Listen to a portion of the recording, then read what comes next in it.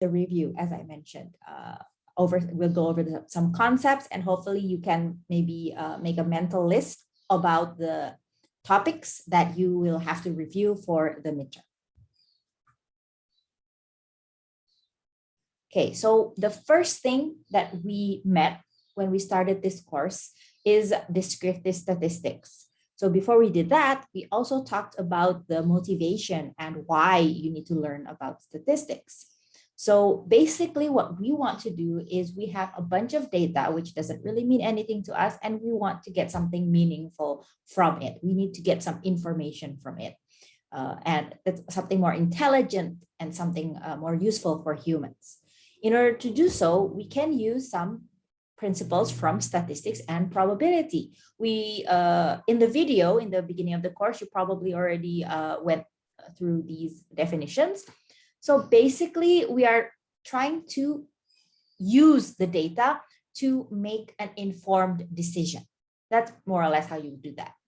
So, and that way we can make it for anything, for business, for decision making in any type of process, the data can be processed using statistics and also probability. So since we're talking about data, we have to talk about the data itself first. How is it measured? What numbers do you have if you want to use the layman term? What do your numbers mean? How far do your numbers go? Do you have numbers? Do you have categories? How different are each of your numbers? In order for us to make sense of this data and how we measure them, we then need to define some different scales of measurements. So we have the nominal, ordinal, interval, and ratio scale. I guess you could use those first letters as a mnemonic if it would help you. So it's noir, I guess, if anyone speaks French. So you can use that to remember. So what the difference is between these scales is you start from nominal and then you add on more criteria and then you arrive at the ratio scale. The first criteria that we have when we're measuring our data using these scales is the mutual exclusivity property. So in all of our scales, each number or each category, each measurement should be should be exclusive from each other. So if I have one data point that has a height of 150 centimeters, there is no way that data point will have another value because each measurement is mutually exclusive. And this is valid from all of them. Now, if we were talking about the nominal scale, we would have stopped at that.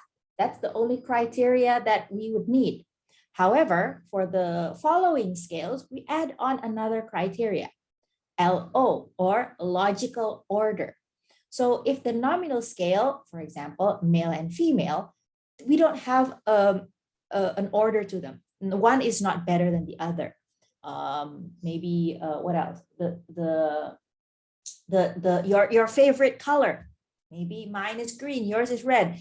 One is not better than the other, and thus that falls into the nominal scale. However, for all of the other three, there is some logical order to those categories. So for the ordinal scale, for example, we have A, B, C, D, E, the grade that you can achieve for statistics and probability course. So between those letters, we have some sort of order. So why did I give you an example of ordinal? Because the ordinal scale stops there. The criteria is stopping at logical order. However, for the interval and ratio scale, we add on one more criteria, which is equal distance.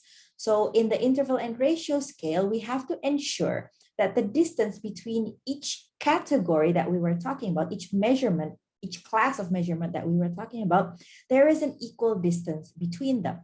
So if I previously said A, B, C, D, E, the difference between A and B may not be equivalent to the difference between D and E, for example. But in interval scale, for example, the temperature I set my air conditioner on today, the difference between two different numbers here is probably, it will be equal between any two different numbers with the same difference. However, when I'm talking about the interval and ratio scale, one important criteria is tacked on to the ratio scale that differs the two. That is zero absence, which means, what does zero mean on your scale? In the interval scale, zero just means zero. It's the measurement of zero. It doesn't mean that the measurement is not there. The measurement is zero. That's why I use the example of temperature, because the temperature of zero is still a valid temperature, although the value is zero. However, for ratio, the zero here means an absence of measurement. Like, for example, the number of subscribers on this YouTube channel. If I say zero, that means I have no subscribers, and thus the measurement of the number of subscribers would fall into the ratio scale. So after we have established what type of data we have or how we're going to measure our data, now we can actually obtain our data itself. So we need to take the data from whoever it is that we are studying. So in this case, if I'm studying a population of Indonesians, the height, for example, their height, for example, there's no way I would be able to actually ask every single Indonesian that exists. It's impossible to do. So in order for me to get a good representation of Indonesians, I would need to take a sample of Indonesians. And in order for me to take this sample to ensure that it's correct and reliable, I should use some guidelines on how I take this sample. And we already went through some examples: random sampling, systematic sampling, stratified sampling, cluster sampling, as well as convenient sampling. I won't go over the definitions again, but these are the 5 main methods that is statistically sound and also commonly used in many research works. So as I mentioned, from this population and sample, I need to take these measurements, these so-called measurements, these so-called data points that I talked about previously. And if I were to do that from my sample, I would be measuring a statistic if I was talking about my sample. So when I said I was studying the height of Indonesians and I only have 100 Indonesians to work with, these 100 Indonesians, if I were to take their height measurements, that means I'm taking their statistics. So I'm talking about the specific 100 people that I have to study. However, if I were to extrapolate that data and estimate the height of the entire Indonesian population, here I am now talking about the parameter. So in my previous example, the height of the 100 Indonesians in my sample is a statistic, and the height of Indonesians in general is a parameter. Statistics is to a sample what parameters are to the population. Oh, sorry, it's the other way around, but you get my intention. So in order to make this inference that I just mentioned, so from my statistics that I can measure, I want to be able to extrapolate or deduce or infer something about the entire population. So this gives me 2 things that I must do. First, I need to do descriptive statistics. So that is when I'm taking the data, I'm measuring it, I am describing it, I'm displaying it, and I'm validating my data. That is descriptive statistics. Next, I have inferential statistics. These inferential statistics is when I already have my data, I presented it, I described it, but then I use it to infer something. I use it to perhaps estimate the parameters of the population or make a higher level decision. So up until now, until our midterm, we have not yet gone into the inferential statistics that much yet, except probability concepts. But we will do more into that after the midterm. So for descriptive statistics, we had 3 subtopics that we focused on. First is describing datasets. Next is summarizing datasets, as well as standard scores. So the first one, describing datasets, we learned a bunch of things about graphs. So what type of graphs can we make? Is my graph a basic so-called graph, or is it a cumulative graph? Am I using the data points as is, or am I grouping them into frequency distributions? Am I using the Hinkle convention? Am I using the Ross convention? And if so, how would I like to present them to whoever it is that I need to validate or justify my data to? And of course, not only do I need to display them, but I also have to make them a little bit understandable by summarizing them. So not only displaying them as is, I also am trying to take out some important parts, important information about the data. First, I can use the measures of central tendency in order for me to explain where my data usually lies. We have mean, median, and mode to do that. Then we also have measures of variance to talk about how far left and how far right my data goes. We have these 4 measures here that we can use to describe that. And finally, we talked about measures of position. So if I had a data point, I would get an idea of where it would fall. And if I wanted to know what data point can be found in a certain position in the data set, I could find that as well. So up until now, we've been talking about this data, right? And these data, as we've also talked about, they all can be measured differently. They all have different ranges, they have different variances, and so forth. But how can I make sure that all of these are comparable? So height and weight and head circumference, GPA, number of hours spent and in class, and so forth. How can I compare these things? So first, if I'm talking about intra measurement, so if I have 2 distributions of height, one is among Indonesian students and one is among American students, one is among Australian students, how can I compare all of these heights? So first, if we're talking about the same type of measurement, we could use standard scores. So standard scores will map all of these different distributions to the same scale. So if I have a data point here and there, the yellow line and the blue line, if I look at them with their absolute values, you can see that obviously the yellow data point is larger or higher than the blue data point.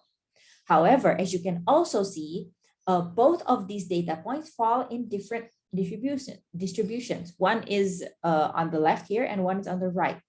So if I would want to compare them fairly, what I would need to do is I need to establish this standard scale in which it's a standard measurement. We use the standard deviation as unit of measure. It's no longer the specific centimeters or specific kilograms.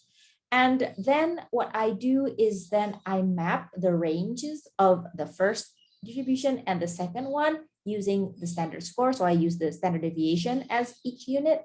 And if I map these points to this standard score scale, then we can see that actually, if we standardize them, you can see that perhaps the position of the blue one is above the mean, while the yellow one is below the mean. And using the standard scores, my mean is thus always 0, and my standard deviation is always 1. So that is when I have 2 measurements of the same variable. What if I have 2 different variables? So for example, not height on its own from different distributions, but height and weight. If I would want to study the relationship between these 2 different variables, I could plot them using a scatter plot. So I could, use the scatter plot. Sorry, that's not a really good illustration.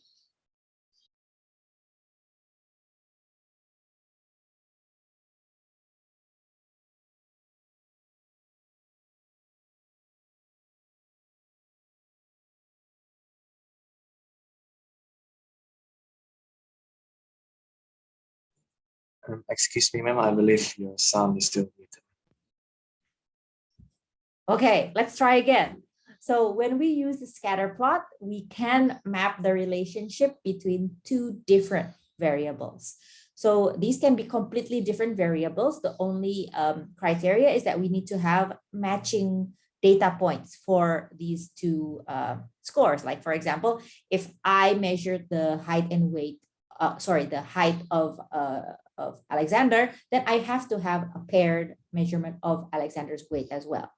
And then I can get a notion of where the line goes, more or less. So here you can see that the line goes from bottom left to upper right. And this will show me if it's positively correlated or negatively correlated, or if there's any correlation at all. But using the scatter plot on its own, I won't be able to actually tell you how strong the correlation is. So in order to do that, I need to compute a correlation coefficient.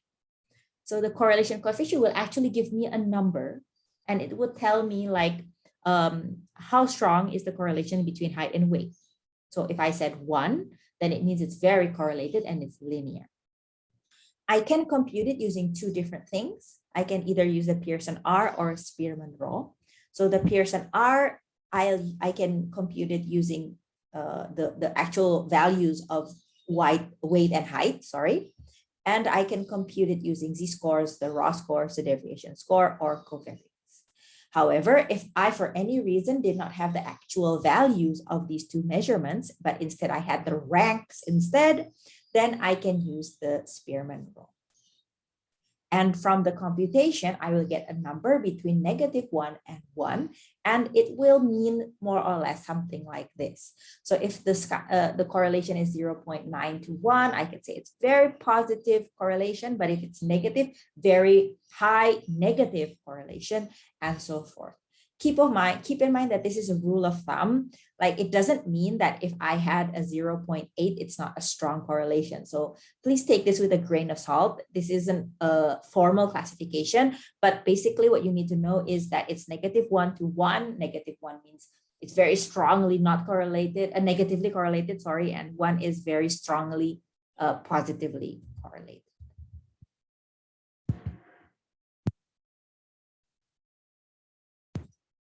Okay, so those are the three main subtopics of descriptive statistics.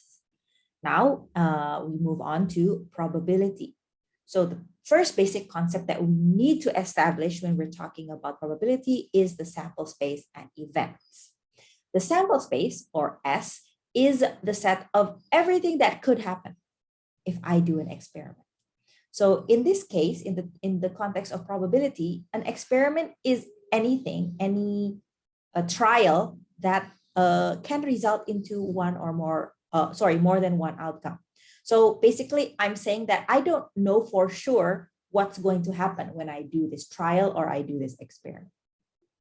So all of the possible things that could happen, that is my sample space.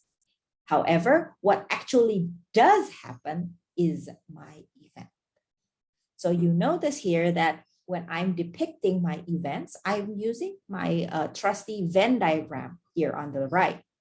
So remembering Venn diagrams, all of these are sets, and thus all of these also will follow the basic set theory rules of complements, unions, intersection, and it's not drawn here, but subset and versus proper subset.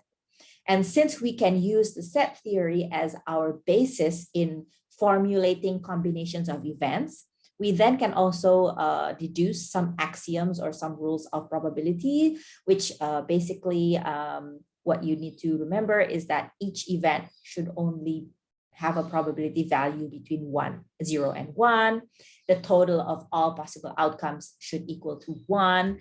And if there are all mutually exclusive events, I can sum up my probabilities to denote the probability of the union. However, if they are not mutually exclusive, instead of summing them, in addition to summing them, I also need to subtract their intersection, and so on and so forth. So since we already know that each event that could happen has a certain probability, we now want to actually measure that probability. We want to be able to give a number to it, like what is the probability? So if we're considering what events actually happen compared to the sample space that could happen, we assume that each sample space has an equally likely outcomes. We have to make an assumption here because actually in reality, this is not always the case. Sometimes it's not equally it's not equally likely that the number 3 would come out on a dice and number 4 would come out on a dice. However, since we hold on to that assumption that each side of the die has an equally likely possibility of happening, then we can compute PE as the number of members in E over the number of members in S. But when we're trying to compute the numbers in E and the numbers in total, instead of actually writing them out and manually and then counting how many are there, we can then use some counting rules that can help help us get these numbers a little bit more easier. And these are the 5 ones that we covered in class: the product rule, permutation, combination, circular permutation, and ring permutation. Okay, so next, for conditional probability, we would like to denote a probability of an event, not only on its own, but adding on a conditioning event. So F has to happen first, then what's the probability of E happening? So we can denote it using this notation here. Sorry, this notation here, and we mention it, we say it as the probability of E given F. And since now our F is the criteria of anything happening for E, F is now my sample space, and this is the conditioning event. So only if the probability of F itself is larger than 0, I then can compute PEF equals the joint probability, sorry, not joint probability, the intersection of them divided by PF. So since we're talking about PE given F, this is the only thing that the only area that we were counting given the entire F. And in this criteria, we also have some special cases that can happen. So if the intersection is empty set, then the probability will be 0. And if F is actually a subset of E, then obviously we directly have the probability is 1. So based on this conditional probability, this is my magic equation that I will be using again and again. We now have the bias rule.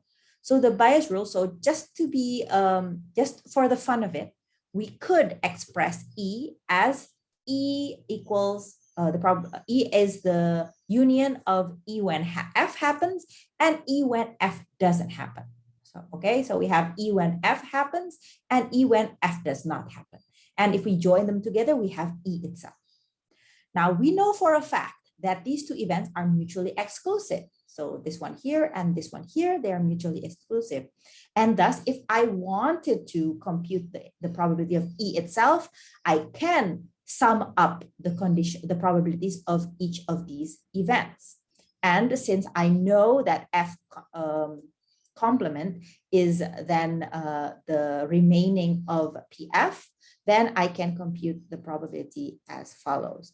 So in this case, we're talking about only 2 different mutually exclusive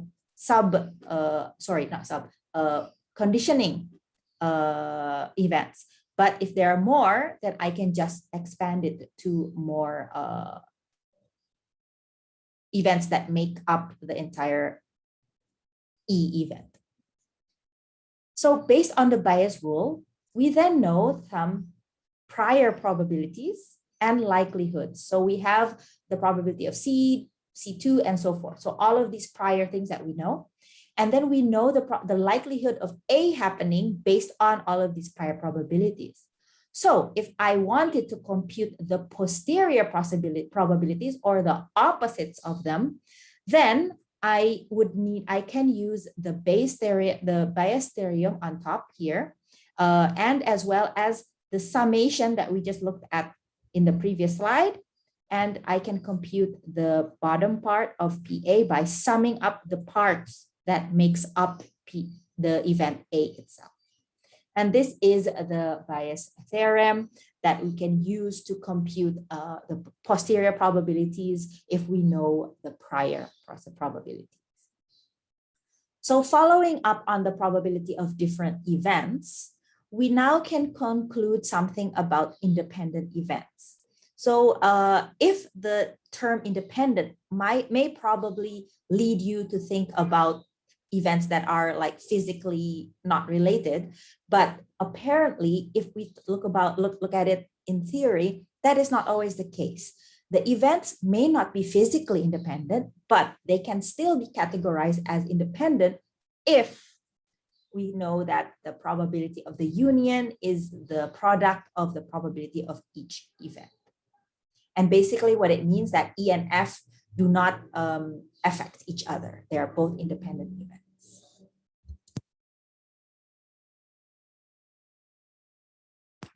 Okay, moving on.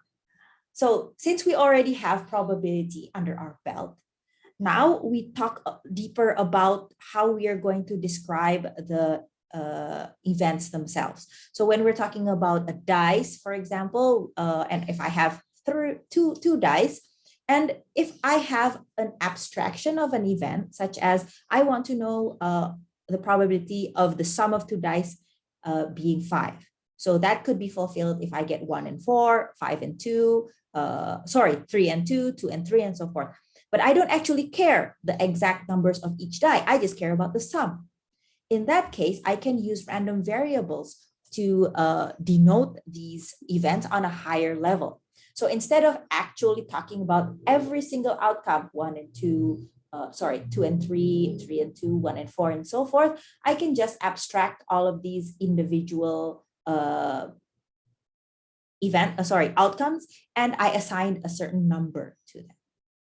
And that is my random variable. And my random variable can then have a different distribution. And this distribution of probabilities can be defined using these 3 different functions. First, I have my, probability mass function, which basically will talk about the probability of the value of my random variable x being an exact value x1.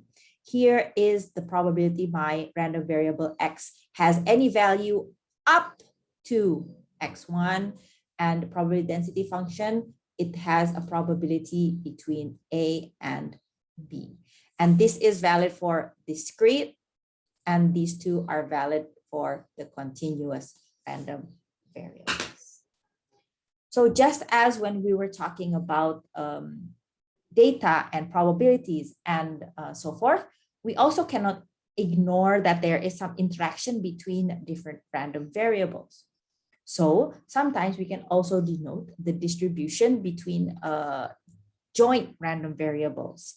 And in this case, we can usually denote it using a table because that will be a little bit easier. And if I'm talking about this particular entry here, what I'm actually saying is that in this is the probability that j equals 1 when I equals 0, and so forth. And thus, if I'm talking about only one single one, I can sum up the rows or sum up the columns.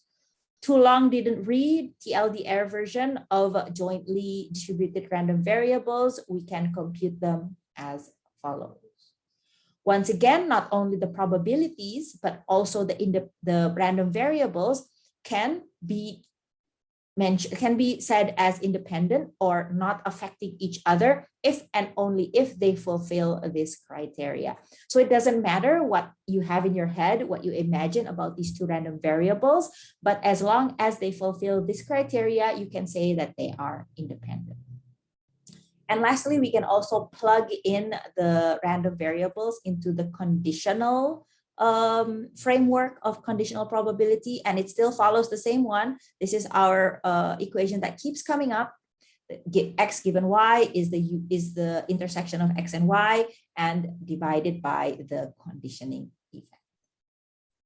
And after I have all of my random variables defined, I then can compute the expectation or the mean of the values that I expect it to be. And from this expectation the expectation is the mean or the first moment. I can also compute the second moment, the third moment, and so forth. Why do I need the moments? Because the expectation itself doesn't really tell me anything about the spread of my random variable. It only tells me about where it's centered, the measure of central tendency.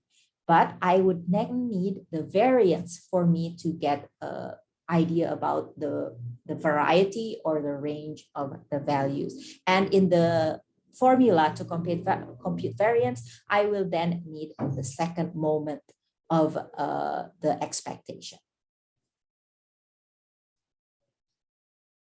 Okay, so we have these random variables that I told you that we can describe using 3 different functions, and we can also compute the expectation and variance.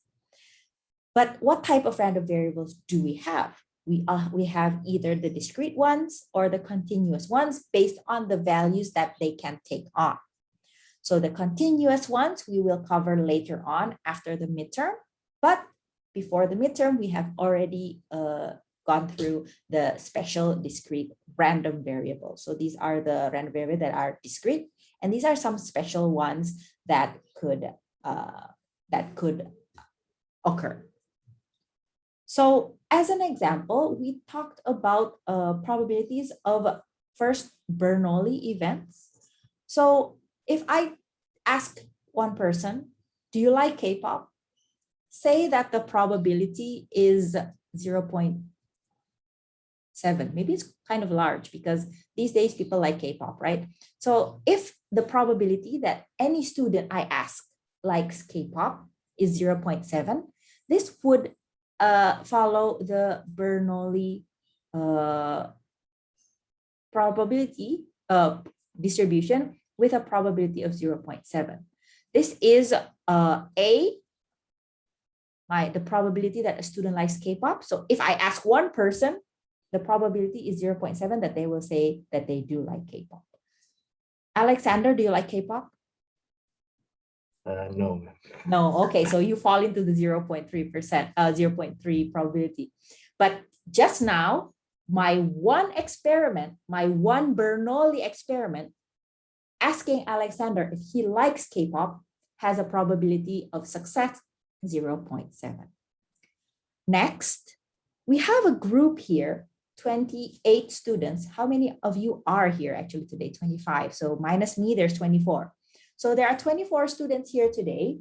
And in this group of 24 students, I want to know how many students like K-pop in this class.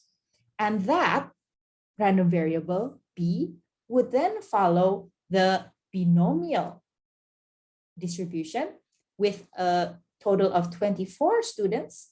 Each probability is 0.7. That is my second random variable.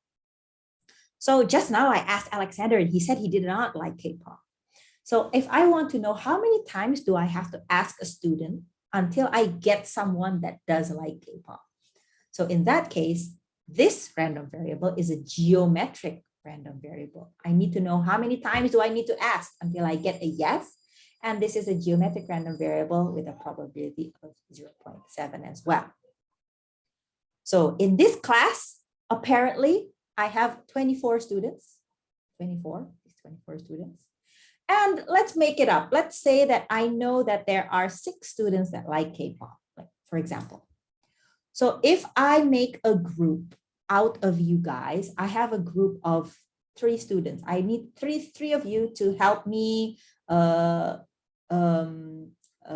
organize a K-pop convention, for example. So among these 3 that I had just selected, how many of them that I chose like K-pop? So in that case, this selection, D, this random variable would follow the hypergeometric random variable with small n. Small n is like how many I select. So 3. R are like 6 people that like K-pop, and in total I have 24 students. That is my hypergeometric random variable.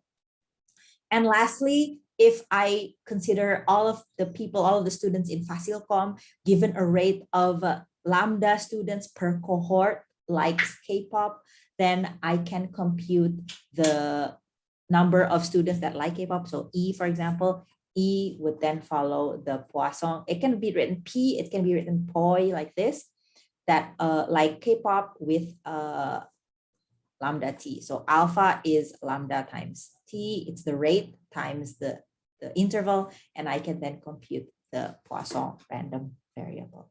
So in other words, this is how we have to denote these different random variables. And in the following slides, if you already downloaded from Skele, I have a recap of the properties of each random variable here. I don't think I'll go through them in detail now. We can maybe look into them more detail through exercises instead. Okay,